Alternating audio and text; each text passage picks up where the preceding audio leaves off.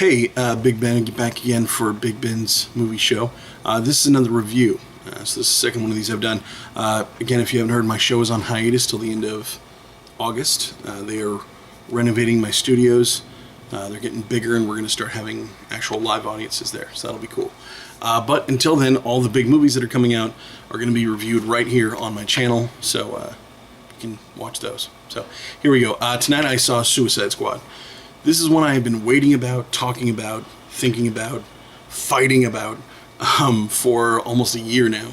And finally came out and I got to see it with the guy I've been fighting about it with so much, Trevor from Geek Wars. Trevor and I went and saw it together along with my wife and some other people. But and here's the deal. We've been reading the reviews. I'm actually looking at the Rotten Tomatoes page right now, and the review has fallen to 28%.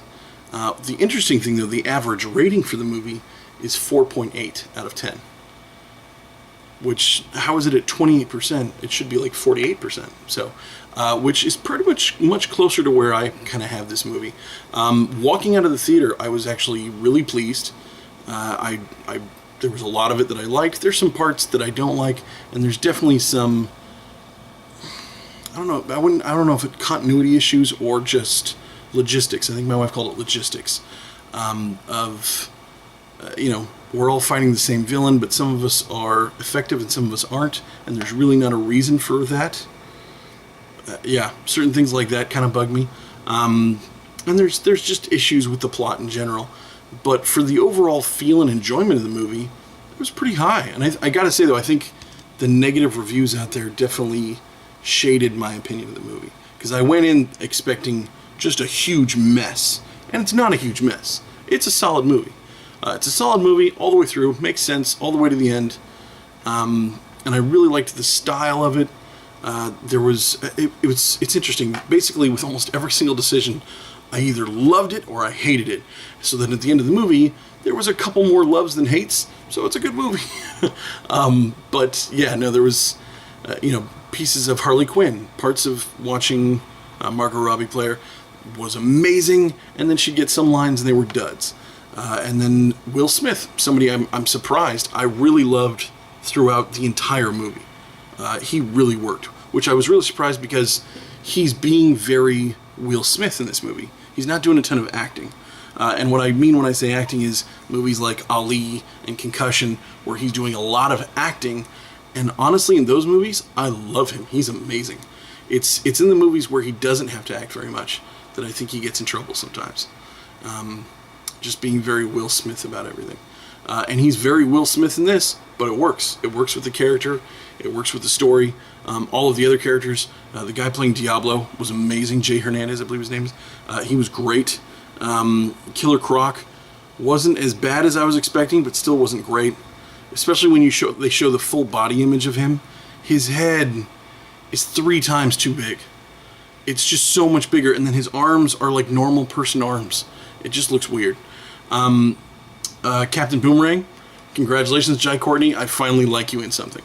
So, there you go. This is the first movie I've ever liked Jai Courtney in out of anything he's done. So there you go. Everybody else was great. Enchantress looked great. Yeah, it's a fun, action-y movie. In terms of stuff that's come out this summer, this is on the top half. It's definitely not. It's not Civil War. I don't think you could compare it to Batman vs. Superman. I mean, I know it's in the DC universe and it's DC characters, but Batman vs. Superman was 2 pillars of pop culture going at each other, which made up for a lot of the mistakes the movie made.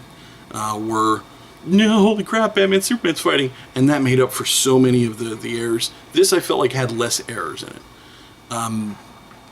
So in that sense, it worked a lot better. So, overall, if I had to give it like a score out of 10, I'd probably say 6.5. It's not bad. It's solid. It's an okay little movie.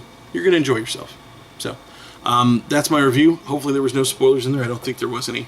I'm gonna go ahead and mark it spoiler free. So, thanks for watching. Check out, I do a bunch of trailer reactions here on the page. Watch those. You can also check me out on my normal TV show, which is Big Ben's Movie Show. That airs on the BCAC YouTube channel. The link for that is in the descriptions. You can also check me out on my podcasts. I've got 2 of them. One called Geek Wars, where I review all the geeky news of the week. and I've had quite a few fights about this movie on there. And then I have another one now called Die Hard on a Blank. That is me and my friend Noah Welday. And what we're doing is we're looking at other movies out in the universe that could be Die Hard movies, but are not technically Die Hard movies.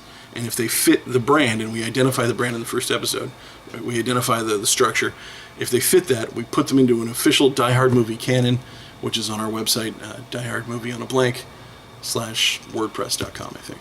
So, there you go. Yeah, thanks so much. Like, comment, subscribe, all that good stuff. Bye-bye.